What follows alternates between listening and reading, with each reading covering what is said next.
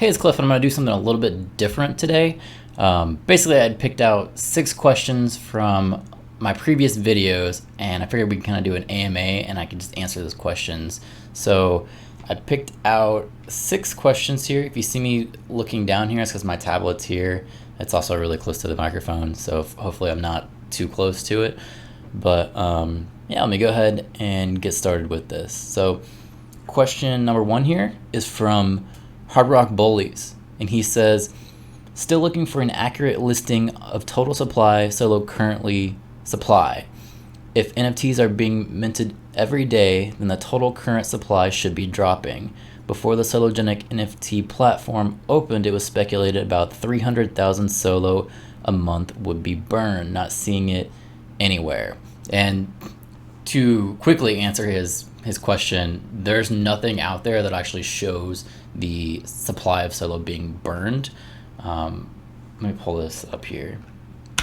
So basically what he's asking is, we have something like this website here. This is for Ethereum. It's called Watch the Burn, and you can actually see in real time, you actually break it down to the hour, how much Ethereum is being burned. Now, I searched everywhere for something like this for Solo. It just doesn't exist. It hasn't been developed yet.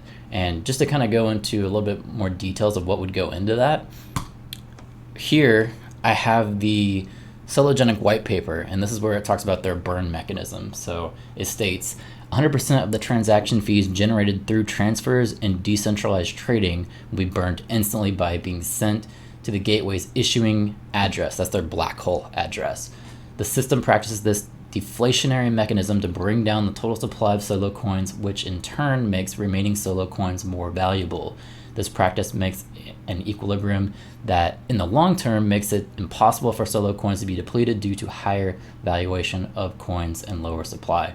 So essentially, anytime you're using Solo for NFTs or whatever, tokenizing stocks in the future, the fees go to this black hole address that nobody can trade on. This address is black hole. Nothing happens. It's just, this is the spot that the fees are held.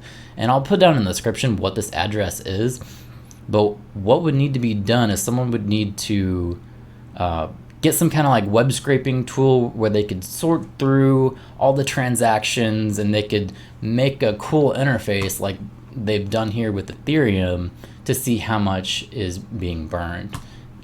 To my knowledge, no one's done this yet. So if you're a developer out there, you want to maybe get some recognition, this is something that people that are using Sologenic would really want, just to kind of see where the circulating supply is. But as of right now, there's nothing like that that exists. So anyway, moving on to question number 2, and it is from ABC. He says, if Solo goes on Binance, will Coreum be on at the same time? Just a thought. My opinion, no. Coreum is not even going to be live until around August. And I see them making partnerships with Solo first. That's going to be their baby, just working to get that on Binance. And at this point, we're kind of assuming that it's going on to Binance. Nothing is really confirmed, but we all feel pretty strongly that it's probably going on Binance.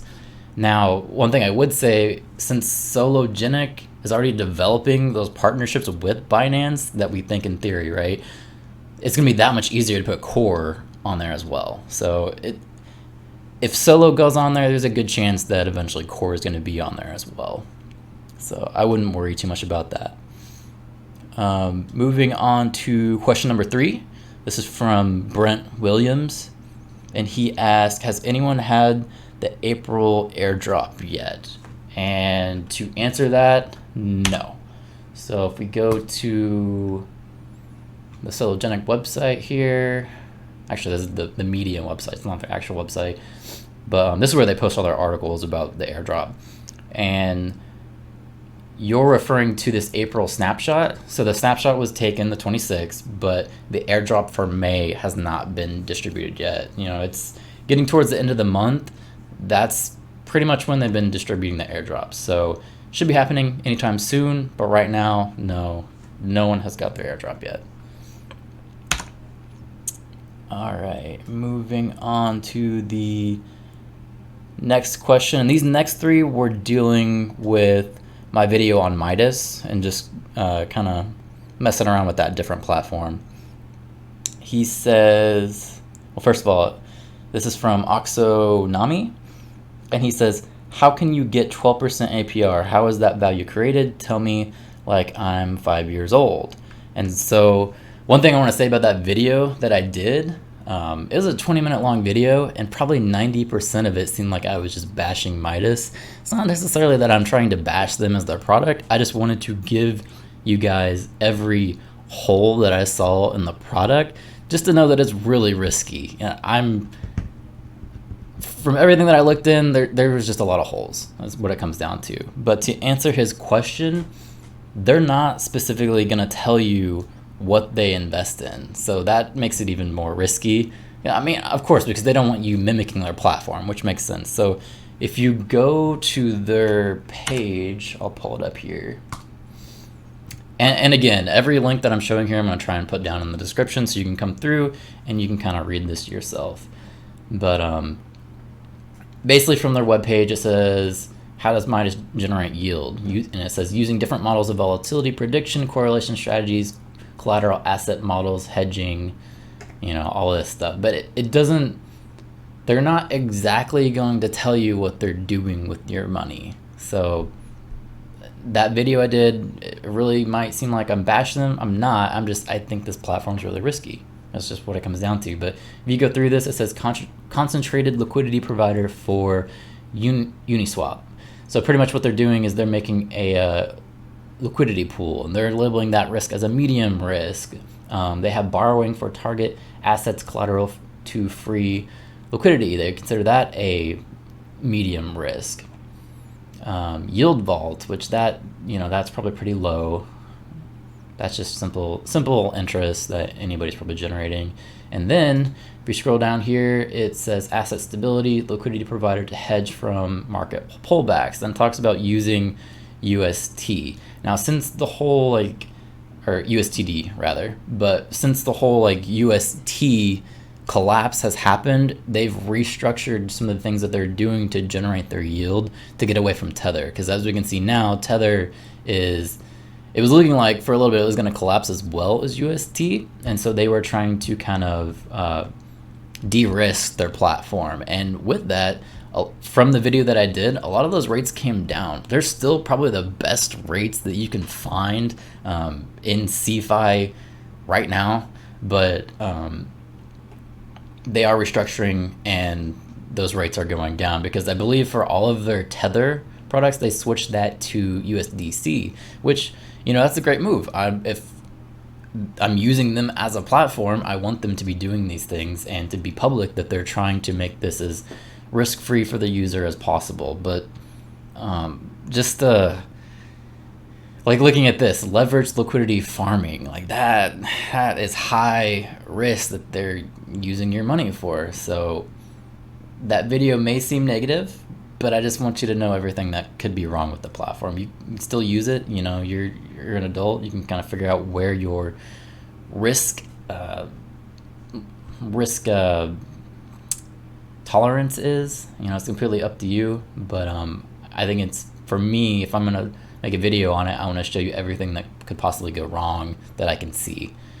So hopefully that answers your question. And I can't tell you exactly how they're generating these 12% yields, but they kind of vaguely show it on this page to give you an idea of the different DeFi things that they're kind of using.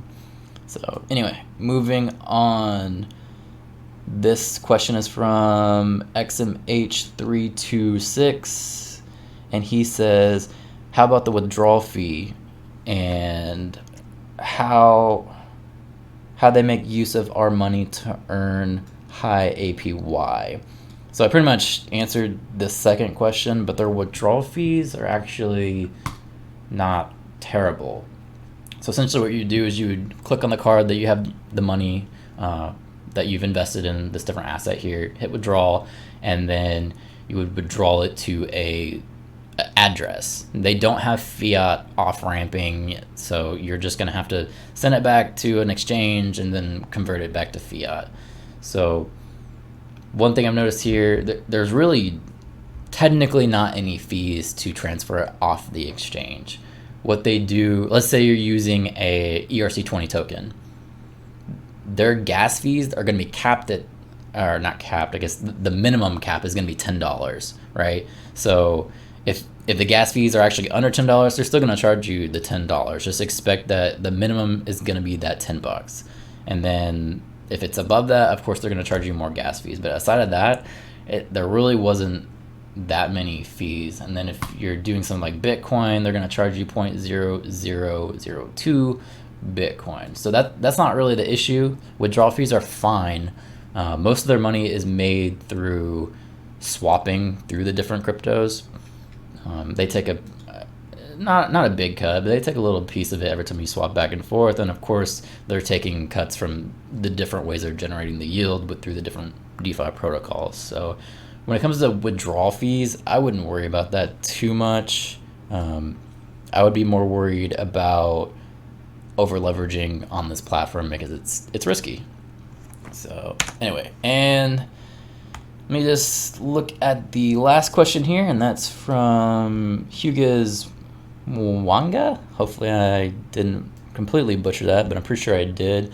And he asked, did you invest with them? And if yes, what was the result? And that's a good question. Personally, I would not say I invest with them. I dabbled with them to use the product so I can make a video on it. I used the product to see any kind of like holes that I found in it. As far as the product right now, they are giving you the yield rates. You can withdraw, everything's fine. But I brought up a lot of issues that I found with security of the platform, especially when it came to like them not really, they're using Google accounts. I really don't like that. There was a lot of just different things, if you want to go back and watch the video, where I was, I wouldn't feel comfortable telling you to invest a huge sum of money in them, just being honest. Now, they are, they're making improvements. They're trying their best they can. They're working on getting like a screen name password kind of system that you can use 2FA. They're de-risking, like I said. They're really working on their product to make it the best they can. So maybe in the future, this could be a good play.